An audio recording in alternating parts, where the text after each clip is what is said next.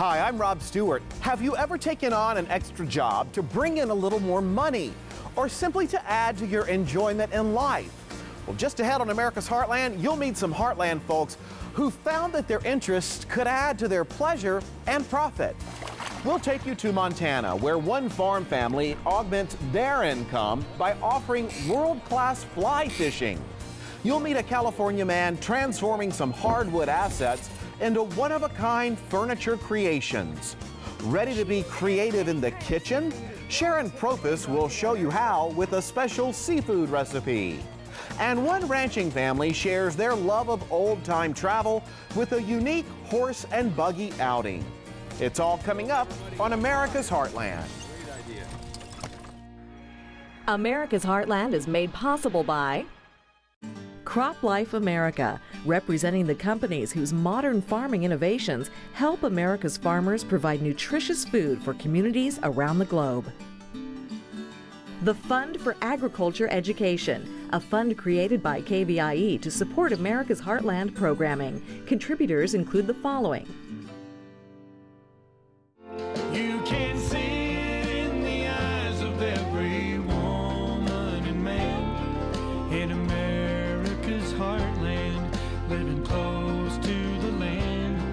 There's a love for the country and a pride in the brand. In America's heartland, living close to the land.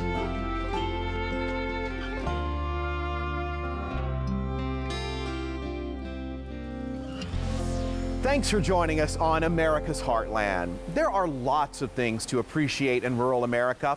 Fresh air, wide open spaces, and sometimes the chance to share the country or your creativity with visitors. So it's no surprise that many ranchers have opened up their land to city slickers who want an Old West experience with modern conveniences.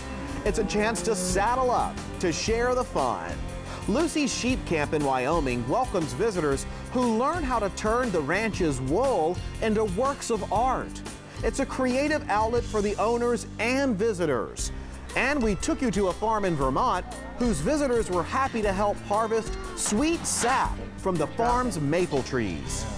So you have a resource that can fuel your creative spirit and maybe even benefit the bottom line. Well, we found a man in Northern California who saw an opportunity to harvest hardwood trees and turn their wood into heirloom art. Creative carpentry, working with wood, is a trade as old as time itself. And Stephen Tiller knows his trade. He's a master furniture maker, a carpenter, artist, and engineer all in one. Stephen plies that trade at his Northern California studio, Reclamation Art and Furniture. Using custom tools, Stephen carves and creates one-of-a-kind pieces. Stephen, I love this piece. This is a headboard. Yeah, this is a headboard for a king-size bed, and it's made out of this Urban Harvest Claro walnut. Can we lift it up? Yeah, if you help me stand it up, I'll show you. Oh my gosh. So, wow. I know this seems really, really large, but there's a process in it. A process that Stephen guides each step of the way. What starts with a design on paper is brought to life, cut by cut, board by board, carve by carve. But it all begins with lumber that's harvested from locations far different than your usual forestry site. This is local harvest material, so it came from downtown Sacramento, and it's called California black walnut or Claro walnut. What I call is urban harvest, which is inner city trees. They're either storm damaged or diseased, or the city needs to take them down for some reason. Trees like this one, a giant but dying decades-old walnut that this homeowner must remove before it falls. Stephen and a team of arborists and wood-cutting sawyers are hard at work, taking the walnut down branch by branch. It's a science and a skill. You take trees that have for all intensive purposes, fulfill their purpose. They have to come down and you give them new life. Yeah, absolutely. And it's a really rewarding part to see something not end up as firewood or going into a landfill and then have it take on its second life in a fantastic piece of furniture. It's fun. The guys that climb the trees and disassemble them and take them down in pieces, they analyze the whole tree before it comes down. They figure out how they want to cut it so that it makes the best lumber when it comes down. It's a complete process, and they care about what they're doing, and they love it, and that's why they're doing it. Robert Beauchamp is a sawyer. Trees are cut, processed, dried, and displayed at his Zamora mill. Robert and Stephen Tiller work hand in hand in today's harvest, and many of Stephen's boards come from Beauchamp's mill. It's a location filled with the wonders of wood. When you see something like this, do you already see what you want to do with it? Do you see your furniture and art in the wood? Yeah, I see it in the raw material. So I think that a lot of artists have the ability to visualize something in place before it's created. Stephen's ability to transform hardwood into heirloom pieces is a craft that he has long perfected. And transforming wood from an old fence to this stunning wall decor in his shop could be a metaphor for the transition in his life that brought him to creative carpentry. My life has been carpentry since I was younger, but most of that has been construction and home building, and I've been toying with furniture and building fine furniture pieces for a long time. And then in 2008, when the economy started to take this huge downfall, I had to figure out something new to do. There weren't any jobs out there, I had to create one. So over a process of time, I ended up creating this business. Many of Stephen's custom pieces have brought him national recognition from collectors and commercial projects. His tables and benches are used in several Northern California restaurants. He's even created the conference table for the NBA Sacramento Kings. I think that the recognition is wonderful, and it's not something that I think a lot of people that go out and they say, you know, look at me, look at me, look at me. And when it's turned the other way and people are saying, that's good stuff, we really like it, thank you, it's a totally different sensation.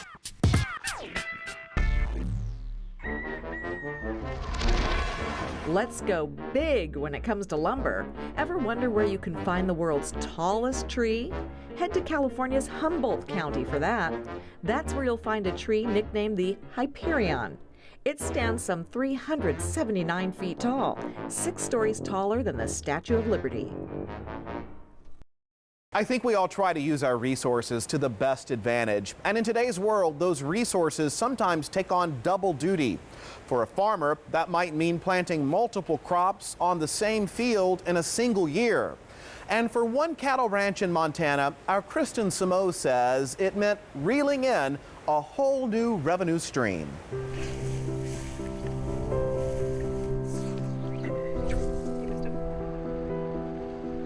My backyard is a test for patience and persistence, and it's incredible.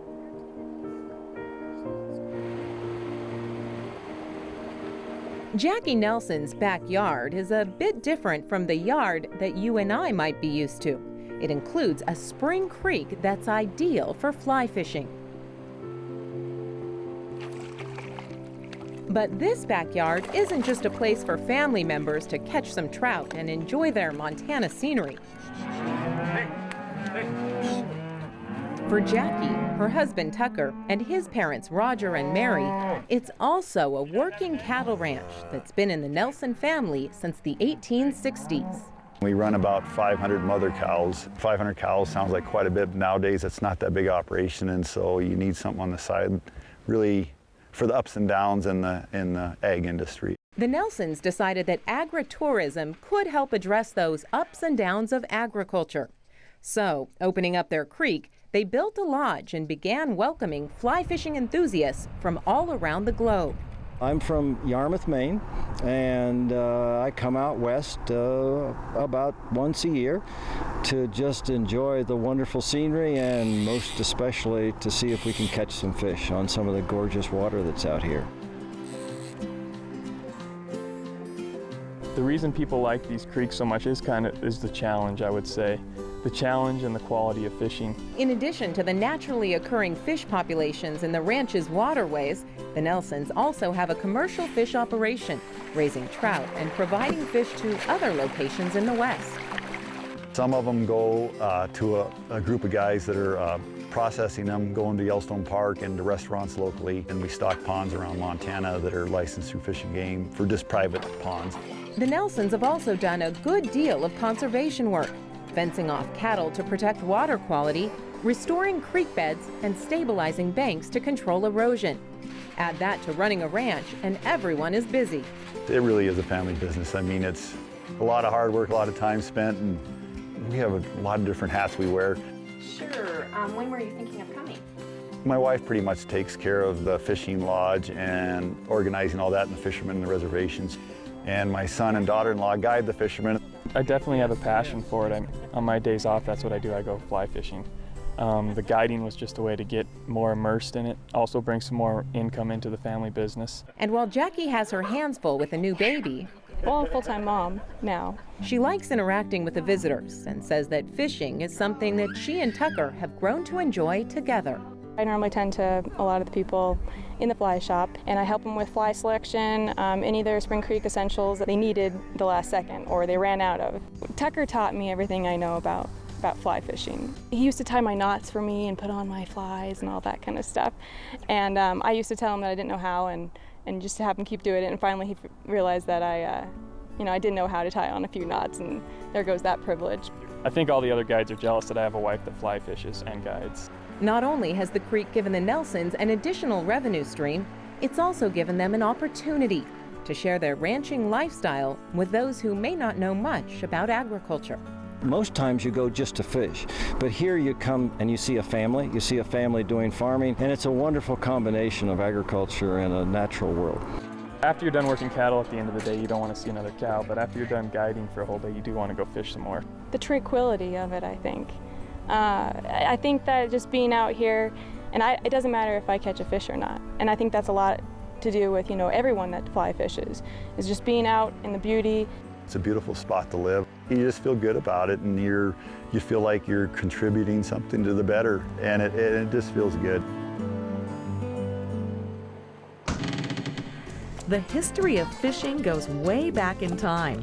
Prehistoric man used spears and bone hooks. Ancient Egyptians developed fishing with nets. Fishing rods were short at first, getting longer as the sport or livelihood developed in Britain. And fishing reels to bring in the catch? Early ones began appearing in the 1700s. Being creative means more than just bringing in some added income. Let's add to your skills in the kitchen. And as long as we're in a fresh fish frame of mind, our Sharon Profis is serving up something special in seafood.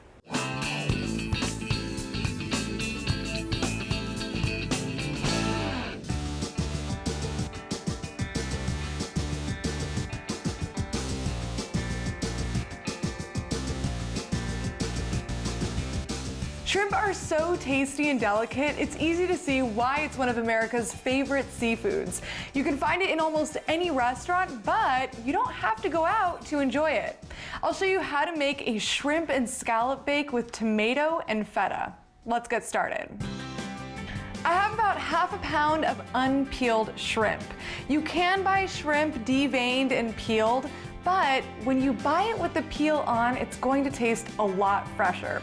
However, if you have to save time and buy it peeled and deveined, just make sure to use it within 24 hours of purchasing. But right now, I'm going to show you how to peel your shrimp if you do buy it this way. It's actually really easy.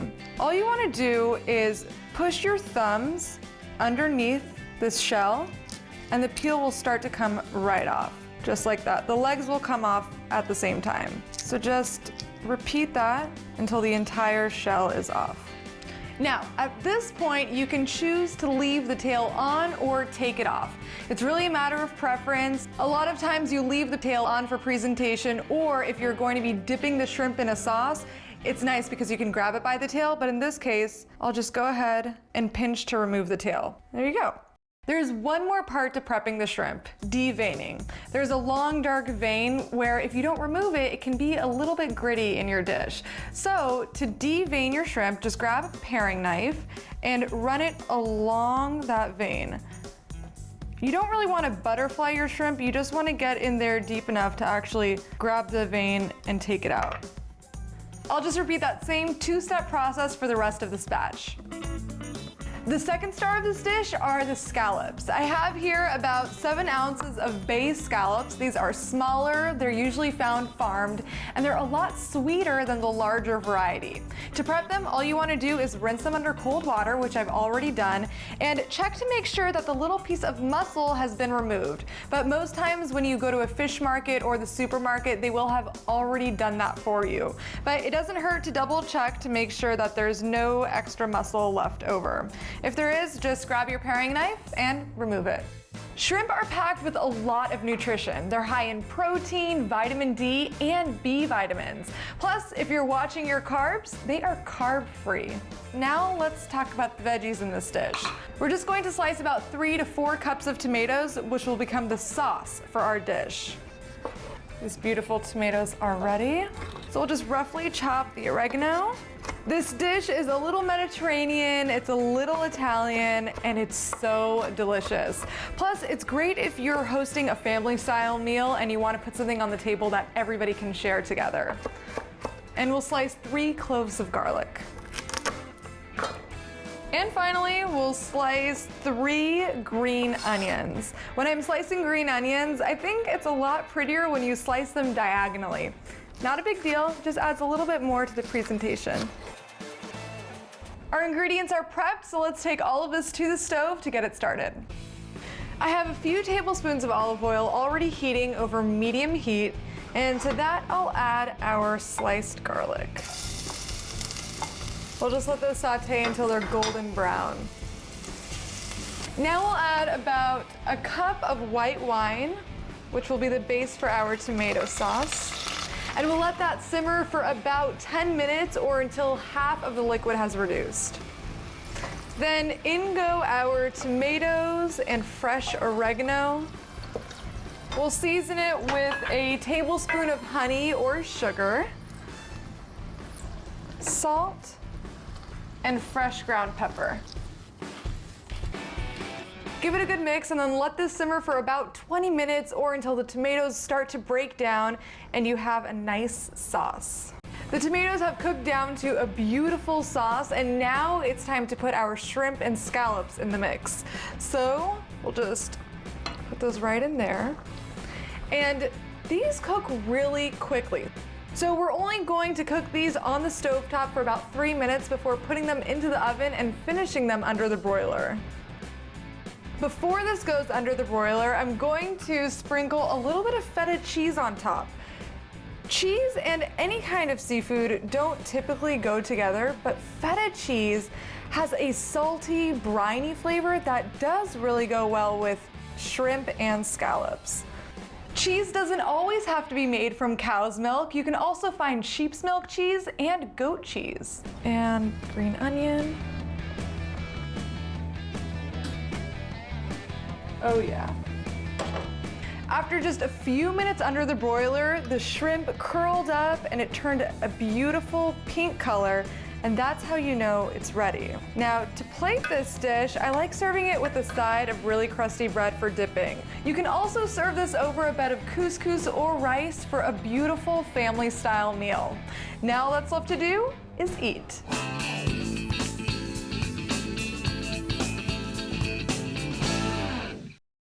You know, in many parts of the Heartland, farmers and ranchers open their land to those folks who share the same interests. And whether that's old-time tractor pulls, horse shows, or harvest festivals, it's a chance to meet like-minded people. Well, our Jason Shoultz found a couple in Northern California who decided their love of old-time travel called for a horse and buggy outing.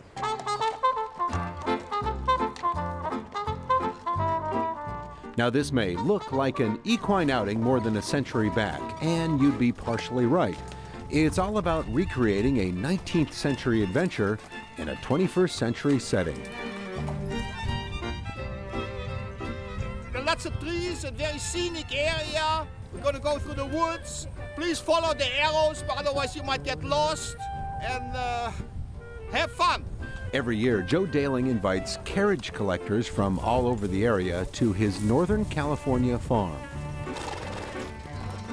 It's a relaxing and often bumpy journey through his vineyards, fields, and wooded areas. I was born in Germany, and in my when I was a teenager, we still were using horses for work and hauling things. We also had tractors, but I would say half of the work was done with horses when I came here in 1960 in Germany. So I always was around horses.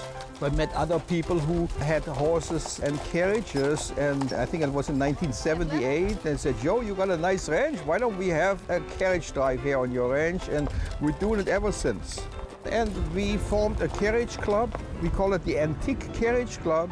Our mission is to teach people how to use horses to pull carriages and also to preserve those old carriages for the future. So Joe said, "Hey, today, come on, bring your Linzer wagonette and wear your Austrian, dress up, and spice things up a little bit." So that's what we did. Tom and Connie Hodgson brought their Austrian horses and dressed up for the occasion. Yeah, it's just, and the people, you know, a lot of friendly, good people. And to keep the art of horse driving alive, too. As the city grows up, we just lose an open space and chance for that. So yeah, it's also that too. It's fun, plus it's just, yeah, keeping the art alive. It's an eye-opening experience, and just fun to be able to really kind of relive a little bit of history. And I think that's, you know, come out and relive some history, just get into it. And we love it because everybody loves horses, but now you get to, you know, be next to a horse and be pulled by a horse down the road, and the horses love it. And a lot of people don't understand that. The horses absolutely love doing this. It's a thrill for them. While many of the riders stick together, others venture off on their own. Although it is easy to get lost on this 400-acre farm. Joe has been hosting the ride for 36 years, and he knows why it continues to be popular. Hobbies, they make you think of something besides work. Horse and buggy usage started declining at the turn of the 20th century thanks to the automobile. By 1920, autos outnumbered carriages. But Joe says that even today there are still jobs on the farm that only a horse can do. I bought this ranch. There was a really muddy road here, and I could not use a pickup or a tractor to drive down there. I said, well, in the old days we used to use a horse and a wagon. So I got myself a horse and a wagon. The ride is also an opportunity to show off the beautifully restored wagons and carriages, or in Jane Peterson's case, custom-built carriages. Well, I designed this carriage. I've had a number of ones before this, and the Amish built it for me. It's very comfortable. It's very comfortable. It has good springs and good padding. It's 4-wheel, so it's comfortable, not like a cart that only has 2 wheels. And it has brakes. I've been driving it now for 15 years. So when you're sitting in this seat, you're in control. You are in control. And I have worked with my animal so that I trust him to do traffic, highways, in-town crowds. And you've been coming to this for 20 years? For 20 years. You just love it. Well, I just love it. And it's so gracious of Joe Daling to open this facility up for people to come. This is an art, isn't it? You'd hate to see it go away. I would hope that the younger generation would pick it up as being a hobby of theirs and continue on with it because it's so enjoyable. After the ride, everyone gathers for an old-fashioned cookout. It's an opportunity to share memories of their annual ride, and for these carriage collectors, plan for their next horse-driven adventure. We're just about out of time, but if you're on Facebook or Twitter and want to connect with us, we'd love to hear from you. And as always, you can find out lots more about the show or look at videos from all of our programs on our website. That's americasheartland.org. You'll find all of Sharon's recipes there as well. Thanks for being with us. We'll see you next time on America's Heartland.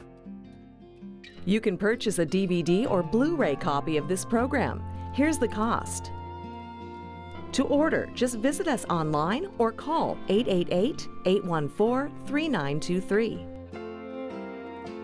You can see it in the eyes of every woman and man in America's heartland, living close to the land. There's a love for the country and a pride in the brand in America's heartland, living close to the land. America's Heartland is made possible by Crop Life America, representing the companies whose modern farming innovations help America's farmers provide nutritious food for communities around the globe. The Fund for Agriculture Education, a fund created by KVIE to support America's Heartland programming. Contributors include the following: